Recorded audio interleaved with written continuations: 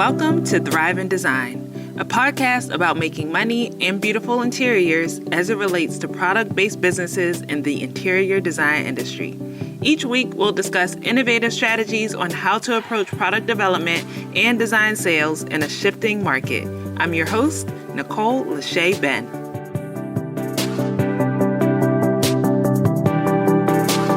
Welcome back to another episode of the Thrive in Design podcast.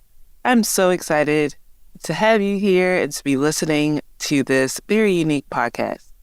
So if this is your first time listening, welcome. If this is your second or third or maybe 15th time listening, who knows, welcome back.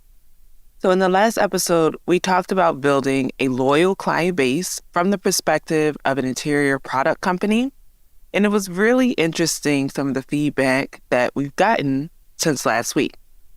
And I really want to dive into this topic even deeper this week because building a loyal client base is very different than how it would have been 2 years ago, 5 years ago, 10 years ago, 20 years ago, right? Times have changed and we've since gone through a pandemic, which has shifted us into what the world now calls our new normal, right? So we never had even the language to call it like our old normal or our now normal, the current normal, what have you. But it took disruption in our lives, in the world, in the market, in the interior design industry for us to now recognize that the normal is gone, right? What we were used to is likely never coming back, and that's okay. It's just time to embrace that and figure out how we can continue on in our business and continue on making an impact on the built environment. So I'm excited to talk about this topic today of just like thriving in the new normal, right? From the perspective of an interior product company and even an A&D sales rep. So a few weeks ago, I actually watched a webinar by ThinkLab where they shared 10 of the biggest shifts transforming the interior design industry. If you aren't familiar with ThinkLab, definitely check them out. This isn't a sponsored shout out for them, but I really love the work that they do and the research that they do in this industry, which is different from anything that I've ever seen before. They really take an in-depth look at every side of the industry, all of the changes that are happening, and how to really think forward when it comes to target audiences, journey mapping, design thinking, and using all that information to really be innovative for you and your company. So back to the webinar I watched by ThinkLab a few weeks ago, where they were sharing 10 of the biggest shifts transforming the interior design industry. So if you have time, you should definitely go back and research what these 10 biggest shifts were. But today, I just want to hone in on a couple of things that they shared and really dive into that a little deeper when it comes to building a loyal client base in this new normal. So before the pandemic, it is said that the average industry rep, so an A&D rep, was spending 80% of their time with designers face-to-face. 80%, right? And so for me, I have been a rep in this industry for 10 years, right? And so 80% of my time definitely went to meeting with designers face-to-face before the pandemic. And I remember when I first got started as a rep, I was in New York City and I was really young, working on my master's degree, and I was basically thrown into the thick of things, not knowing what to expect. I remember them telling me, okay, you have to do 25 sales calls a week, and these are our expectations. And at that point, I didn't even know what a sales call was. I really thought they meant call 25 people on the phone per week. And I was like, okay, I guess I can make some phone calls. But I really had no idea that they meant to make 25 face-to-face appointments per week, which was a lot. And also was exhausting getting on and off the subway in New York City, walking up and down the street with samples, didn't have a car, the whole nine, right? But the other thing that came along with that, I remember getting started in my first job as a rep, and even other jobs that I had after that as a rep, where they gave me a company handbook, and they were like, okay, part of this, and I'm paraphrasing, part of this is that you can't use social media as a part of your job. Basically, you're forbidden from using social media during work hours. And I really thought that was preposterous. Like all of these things, they're like, okay, do 25 sales calls per week, no using social media, and everything basically has to be face-to-face. I remember thinking like there has to be a better way that would really take advantage of some of the technology that exists, including social media. But who was I, right? Who was I? At that point, I was just a new rep. So I was just going along with the flow of how things had been for years and years and years. And apparently that had been working. So I'm like, okay, let me follow suit. And so as the years went on, I started to be a little bit rebellious, right? And I continued, meeting my quotas of sales calls and following what I need to do. And that led me to exceeding my revenue goals that I was supposed to be generating, right? But at the same time in rebellion, I was like, I'm going to use social media, right? I'm going to meet with my client base virtually if it's more efficient, right? And I just started to be rebellious. And guess what? My sales didn't go down. They actually went up because I started to embrace the digital age that we live in and also started to recognize that the decision makers were millennials and now starting to be Gen Z as well. And we operate differently than how things had been done 20 years before. And now the pandemic came a couple of years ago. And during the pandemic, this was a disruption in our industry. And all the companies, all the interior product companies, I saw panic. Some of them were like, oh my gosh, what should we do? Some of them were really good at pivoting and digitizing the experience that they had for designers and all of their client base. But at the same time they were pivoting, you have to also think about the designer's perspective, right? So they went from this face-to-face time with their reps and learning about new products, learning about technical information, to being overwhelmed with all the information that product companies, interior product companies were throwing their way, to understand, okay, who is the best product company to go to for XYZ? How do I find the technical information? Where do I order samples? Is Nicole still my rep? Who is my rep, right? Are there supply chain issues impacting the materials, right? So the designers were overwhelmed by all of this digital experience. So now we had, before the pandemic, where 80% of the time with designers were spent face-to-face from an industry rep perspective. And then we had during the pandemic where all these companies were trying to digitize the experience, but it was less human-centered and more overwhelming for the designers trying to sort through all the information that was being thrown at them. And now the list goes on, right, as to what could have been overwhelming and what could have been thought out in a better way. But now we're in 2023, and now we have to think about where we're headed. And who knows if we're still in the pandemic, post-pandemic, what have you. But we do know that this is the new normal, right? That we're not ever going to go back to 80% of our time with designers being face-to-face. So I pulled a little bit of data out of that presentation that I mentioned earlier from ThinkLab, where they surveyed lots of designers and came up with this information. So 3 out of 4 firms consistently estimated that they would be somewhere on the remote work spectrum moving forward. So they share some information on their firm's policy and their preferences, but this is the information that is based on their design firm's remote work policy moving forward. So 64% of people surveyed said they'll be working hybrid with 1 to 4 days in the office. 26% had 5 full days in the office, and 10% said they are going to be working fully remote. So that completely shifts what we are used to, right? Before the pandemic, as I mentioned earlier today, 80% of your business was done face-to-face.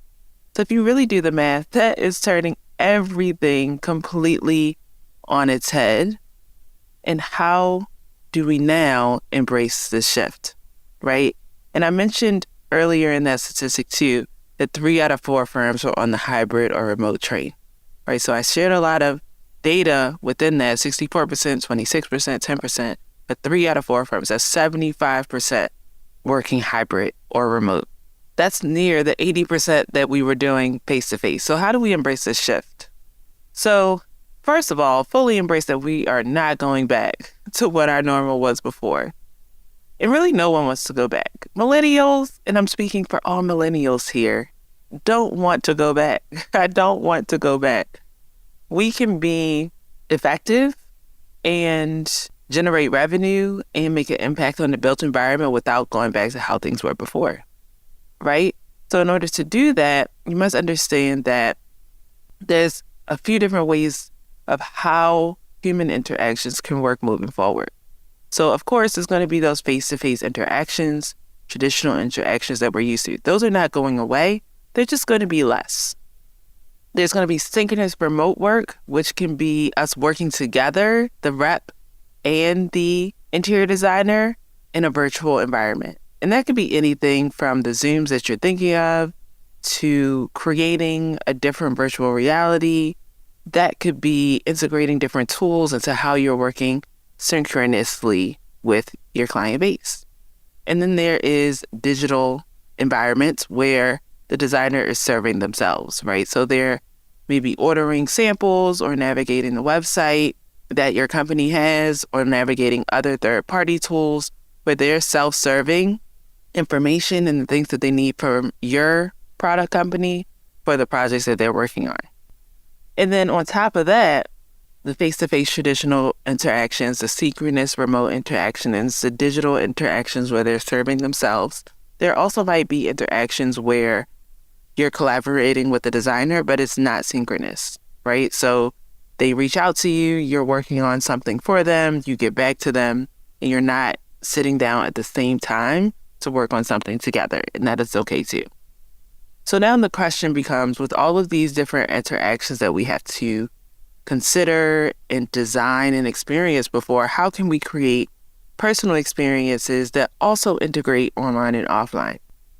So I would say that the first thing to embracing all of that and designing experiences is to really understand your customer personas.